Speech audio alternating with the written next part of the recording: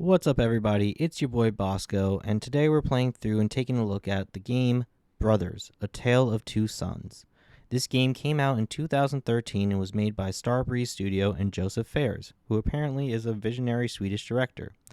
Now, if you haven't heard of this game, you still may recognize Joseph's name because of his absolute banger of a co-op game, It Takes Two. However, this was Joseph's first game, and while simple, beautiful, and creative, I'm not going to lie, I have some mixed feelings about it, but we'll get into that a bit later. I haven't done much research on the game or the story, so please don't get too angry if I'm wrong or totally misinterpret some things. It's more going to be about how I understood the story and my experience playing it. The game is a visual story puzzle game, set in a fantasy world where two brothers, Nai and Naya, are tasked with going on an epic journey to find blessed healing water from an ancient tree in order to save their sick father.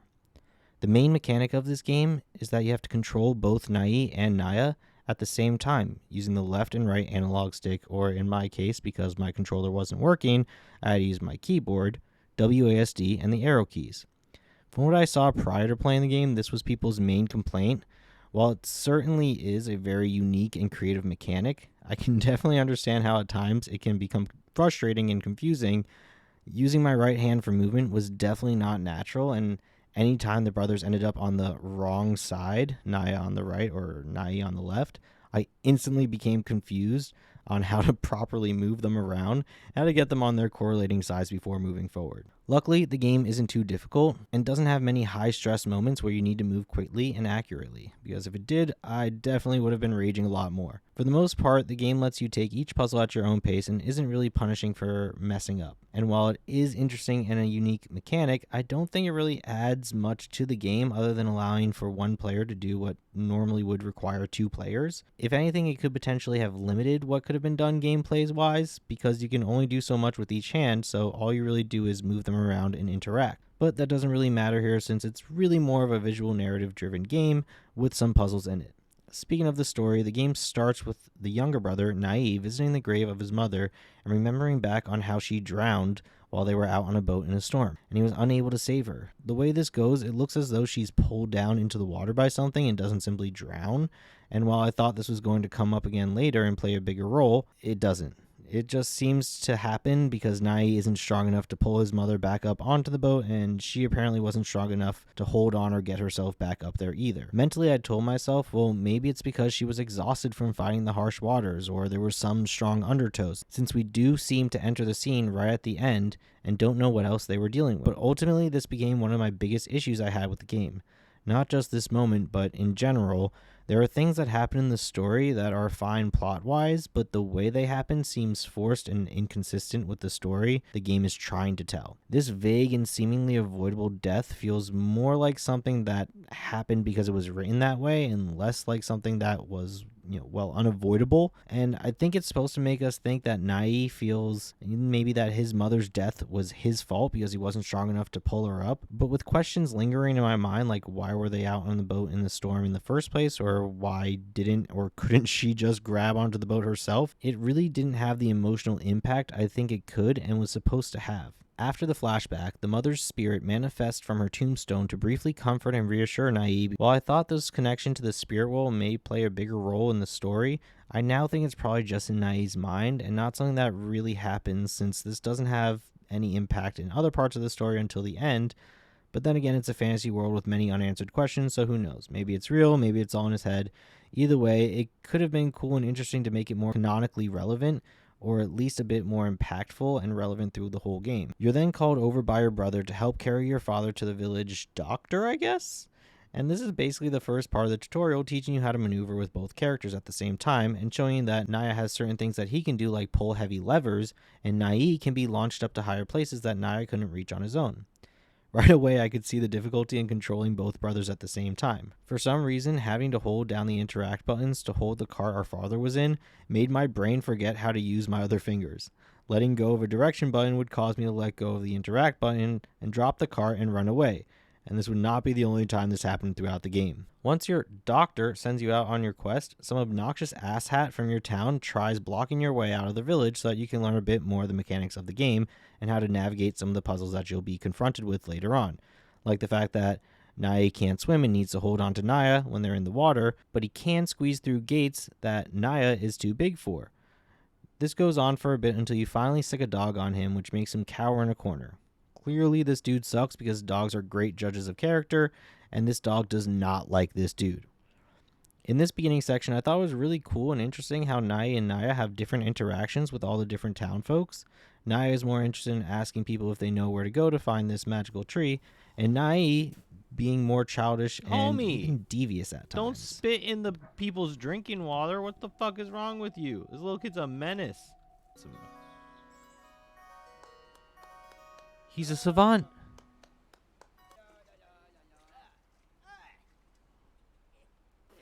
Hey, yo. This little kid's seriously a menace.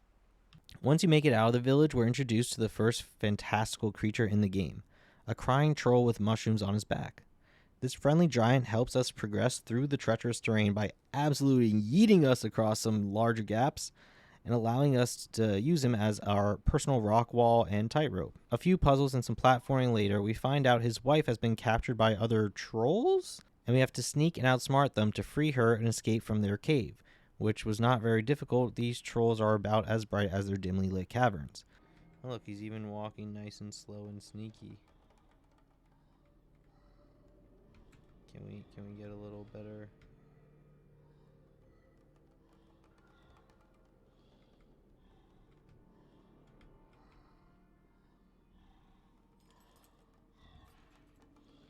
Oh, clutch.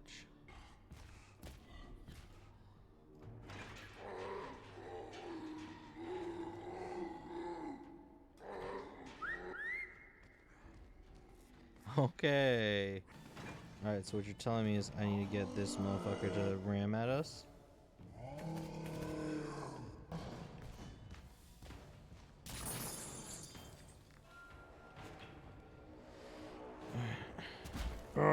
Me angry.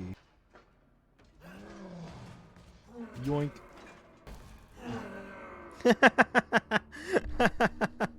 Oh, shit. Sadly, once the kind trolls are reunited, we continue on without them and cut to the two brothers sleeping by a campfire in the woods, slowly being encroached upon by the glowing eyes of hungry wolves. And content warning, from here on out, this game does take a bit of a darker turn, and there are a couple instances of suicide depicted.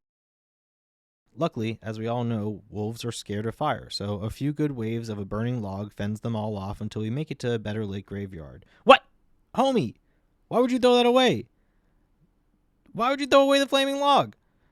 One, it's not like the wolves are scared of light. They could easily just come into the graveyard and attack you. Two, you just yeeted that thing into a seemingly dry forest. Clearly there's no version of Smokey the Bear in this world, or they would know better. Jeez. We then wake up an older man who doesn't offer us a place to stay for the night, but does unlock the gate, allowing us to continue on our journey. Oh, and would you look at that? It's a wolf chasing us.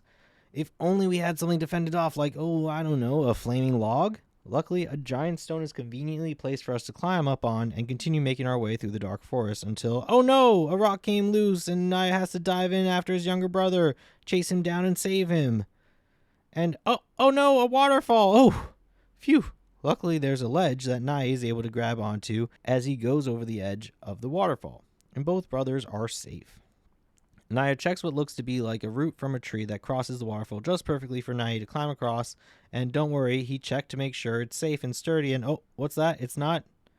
I'm starting to think this Naya guy isn't actually as smart or useful as I thought he was.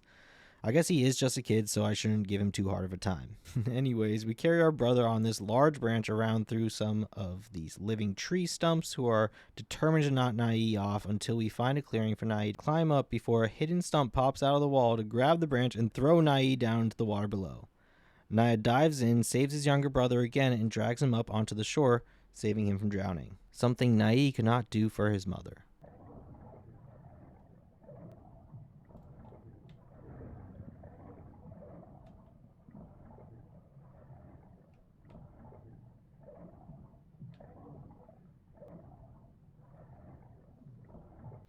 But when Naya comes to, something's off.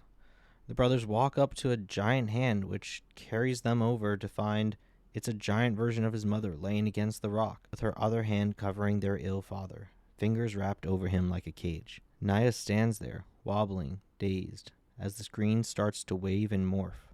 Naya tries to free his father, and just as he does, Naya walks over, rips Naya off, throws him on the ground, and beats him up and chokes him out. What the hell? What the fuck is going on? Stop it. Don't do that, bro. What the Before the screen goes black and Naya wakes up, realizing that it was all a dream from being knocked out unconscious from the fall. My only thought being here was, what the fuck was that? And again, another moment that feels like it should have more of an impact and make more of a connection to the story, but was never touched upon again or explained further, leaves me wondering, why was that even there? What was the point? Is it foreshadowing something that might happen later? Is it Nai's guilt for not being able to save his mother and now feels like he's not going to be able to save his father and that would cause Naya to literally kill him? Whatever it was, it's never mentioned or touched on again and leaves us with more questions than answered and an unresolved feeling for the rest of the game, as it had no impact on how the two brothers interact or anything else that happens as far as I can tell, other than maybe a slight change in Nai, who's no longer has that light-hearted childishness that he had before we left the village. We then come upon a man who is about to hang himself, and after Naya acts quickly to save him, he just sits there and weeps as we discover that his wife, child, and home were all lost in a fire. While the two brothers trying to comfort him does nothing, we're able to find one thing that survived the fire: a music box. This gives the man the strength to give his family a proper burial with the help of the brothers before they leave on to continue their journey. After a bit more platforming and puzzling, we steal some goats to travel up a mountain where we find an inventor who is clearly not very bright since he's designed a platforming system that requires two people to operate even though he's there alone. Once you spend what feels like hours holding the interact button to crank this fallen bridge back into place, he thanks you by letting you use his glider to soar your way to a giant tower standing alone in the mountains, seemingly cut off and abandoned by the world. But real quick, why does this cranking animation take so long? It was the same at the beginning of the game, and there's absolutely no reason for it to be such a slow and arduous mechanism. It doesn't add anything and would have been exactly the same if it took 5 seconds as opposed to 5 minutes. I do not understand, and this was just another example of this is just how we decided it would be. It has no impact that this thing takes so long other than taking me right out of the flow of the game. There's no way. There's no way, homie.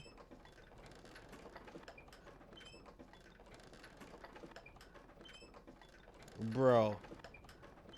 This can't be the actual game. Like, there must be something wrong with my game for it to be moving this slow. That's ridiculous.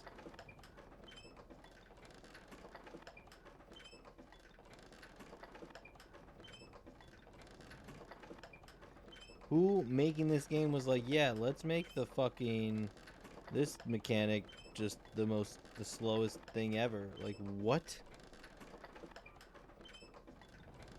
I'm stupefied.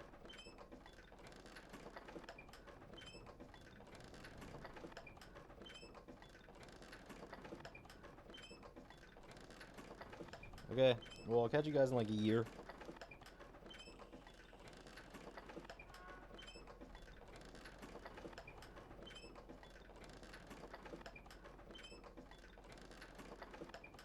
"12 hours later."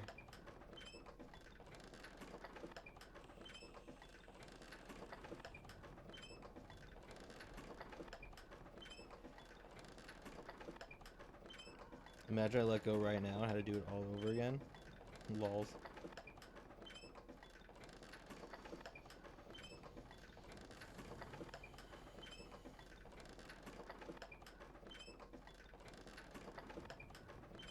Bro.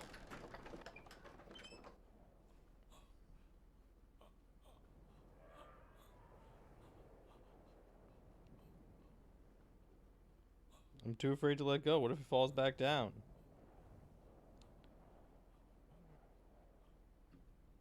Okay.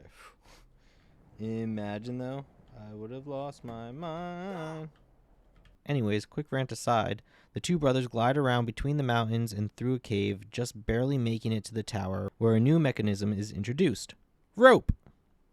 This part of the game is the most difficult, but also the most fun and interactive part of the gameplay, in my opinion, as the two brothers tie a rope between them and use it to swing around and maneuver across and up this daunting tower. This swing, grab, let go of, I guess I don't need to hold that. Okay, let go of this, swing, grab, let go of this, swing, grab, okay. As you climb the tower, you realize that this must have been the home of a true giant. Not like the mushroom troll we met earlier, but a real fee-fi-fo-fum type of giant. But it's here again, I'm taking out of the game a little when the brothers are separated for a moment and Naya arbitrarily can't jump across a very small distance where we've already seen both brothers jump across much larger gaps before. It's not a big deal, but it just goes to show that, again, in my opinion, there were parts of this game and story that just are because they're written that way, not consistent throughout. If you want Naya to walk a certain path while Naya walks another, make those paths legitimately separated and unreachable. Otherwise, it just feels forced and unnecessary. Once we make it to the top of the tower, there's an abandoned caged animal. Some sort of owl/hippogriff type creature that seems bloodied and weak. Another flurry of unanswered questions hit me like, how did it end up here? How long has it been here? Was it a pet or a prisoner? Whose castle is this? And if the giant creature that lived here was proportional to the furniture, this would actually be a pretty small and cramped space with not much room to walk around. And those statues outside, which seemed huge, would probably only be about, at most, shoulder height. Either way, we free the animal, and as thanks, it flies us as far as it can before it collapses, injured and exhausted. And as Naya mourns this fallen friend, Naya picks up one of the feathers and remembers a simpler time when he and his father would sit by the shore fishing with feathers as their bait? What? I get this is a fantasy world and I'm no fisherman, but how does that even work? Like, do the fish eat the feather? Are they supposed to act as some type of lure? I don't see any other bait on the line, and the feathers aren't even fully in the water by the hook. I just don't get it. And once again, I feel like this moment is forced into feeling relevant and important, and like Naya is making some profound connection, but it's just not. At least not for me. Memories of fishing with some feathers. Don't know how that would work because don't think fish like eating feathers. But alas, the sullen brothers continue on their journey where they find themselves in the aftermath of what seems to be a battle of giants. Laid across the land are the corpses of these giants with no victor in sight. This is really where I started feeling like, okay, what the heck is going on here?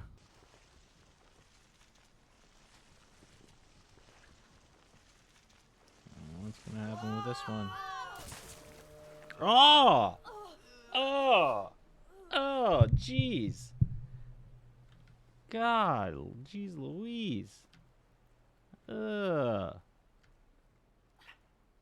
What the, oh my lord. I do not want to sit and look. Would like to leave this area as soon as possible. These bodies look fresh and not decayed. The blood still looks wet and fresh as the waters around them run red. But what even happened here? I know this is a visually driven narrative game, but I'm losing the narrative. I don't feel more enveloped in this world, but more and more I become distant from it. The brothers seem to have little to no reaction to these new surroundings, so did they know of these giants already? How are they not affected by the death-laden battlefield of men 1,000 times their size? Are they not concerned that whatever killed them could still be here or lurking around the corner? Why does blowing into this giant horn heed no answer?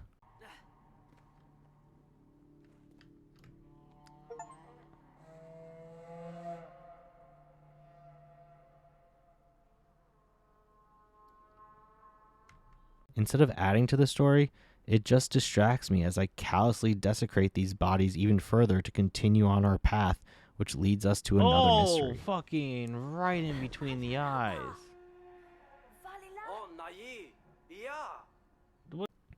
At the bottom of the mountain, a tribe of what looks to be warriors chant as they plan to sacrifice an innocent woman to summon their god.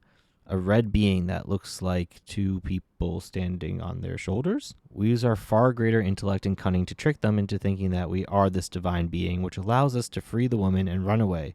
Not that they were really chasing us at all.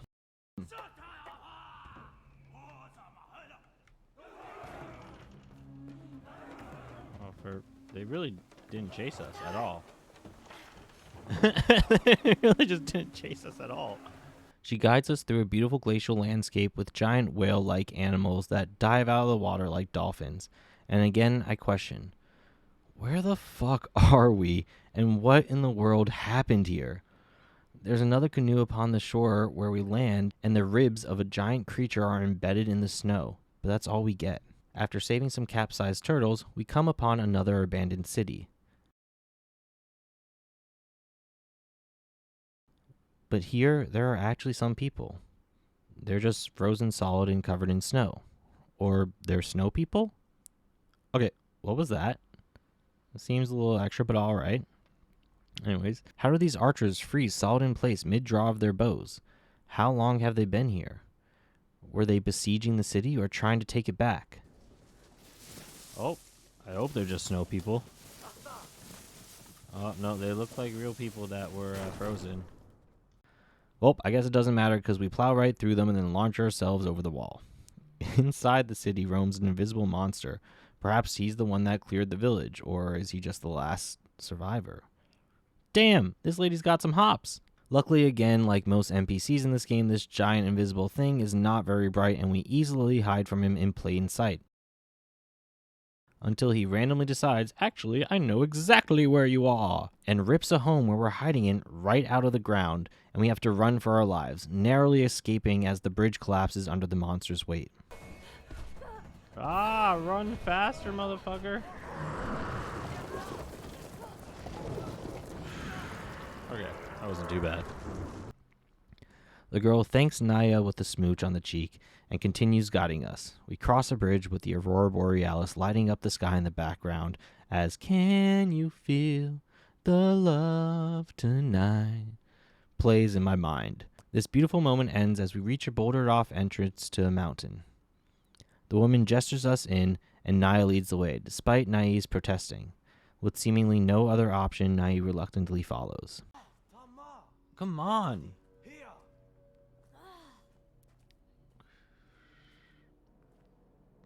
As we crouch through the cavern, we see above the brothers in another part of the cave what looks to be like dwarves or gnomes wrapped in stone and... Wait a sec. What's up with this lady's hands? Why are they looking like that? Okay, yeah, nope, I see. This is bad vibes, bad vibes, bad vibes, bad vibes! Ah, gosh dang it. Of course she's a giant spider lady. We should have let her be sacrificed. I wonder if that's an option. Not like she really did much for us now that I think about it. Well, here's where the game and the story really go downhill for me. First off, what is this web ball that we're in? That is not how any of the other things we just saw all webbed up looked like. And secondly, how did it go from just being open on one side to back completely shut? And thirdly, how is it so strong? Like, seems very contradictory to what the spider lady would actually want, and again just feels like something that wasn't really fully thought out to make sense, but more so just a thing of convenience for whatever they wanted the gameplay to be at this moment, but incoherent with the storytelling. Anyways, we bonk the spider lady over with her own web ball, and leg by leg rip her apart until... Oh no! As we rip out her last leg, she's able to use her last few moments to stab Naya right in the stomach with her poisonous front piercers, just before she ultimately dies. The color instantly leaves Naya's body, and you can start to see the poison run through his veins. Across the lands, the father awakens, feeling as though something is wrong, and tries to get up, but is far too weak to even stand in his condition. Naya helps carry his brother as they limp away deeper into the cave, where they finally find this ancient magic tree. As they make it to the base, Naya is too weak to climb up and instructs his brother to go on without him and get the healing water from inside. Naya goes as fast as he can, but even in his haste, he's not fast enough. The wound is too great, and the poison too fast spreading. Naya is dead.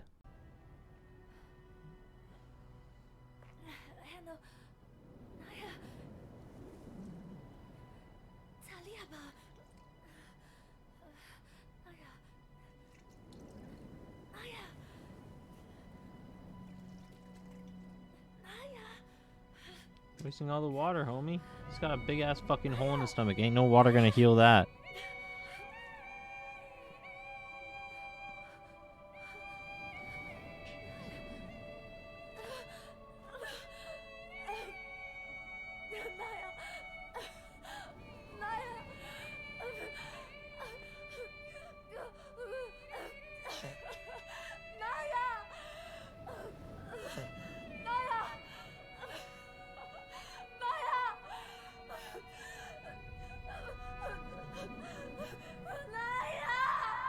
Nai, consumed with loss, imagines his brother embracing him one last time before he digs a grave and buries him. Just then, as I questioned what now, how can Nai on his own return home? Was this whole journey all for naught? The owl hippogriff, who I thought was dead, returns and ushers Nai onto his back and flies him back home.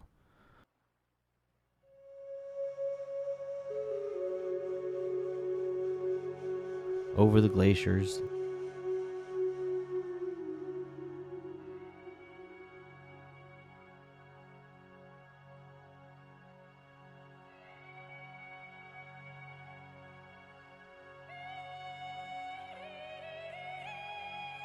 through the mountains,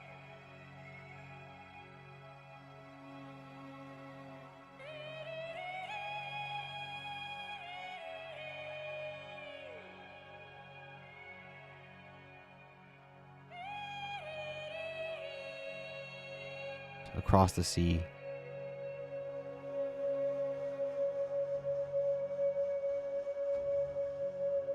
but the journey is not done for young Nai.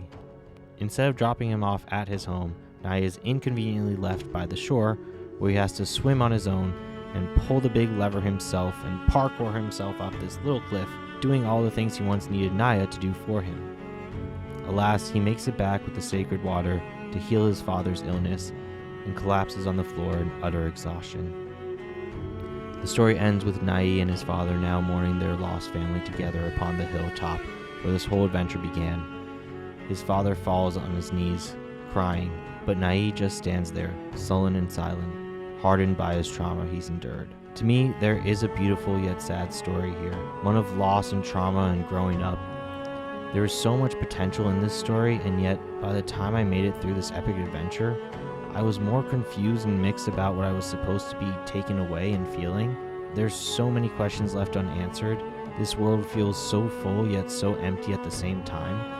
I don't mind having some things left to the imagination, but everything feels so disconnected and inconsistent, and when every piece of the puzzle feels like it's coming from a different box, you don't get something beautiful.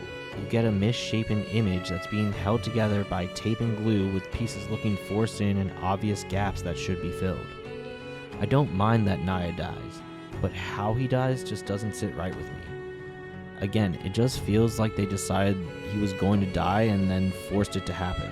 The way he's just randomly and very avoidably stabbed at the end teaches us no lessons and leaves me wondering, what was the point? Even something as small as having Naya's mother's spirit give him the courage to brave swimming at the end instead of Naya's spirit showing up leaves me scratching my head. It's not as though she showed up at any other time than in the beginning.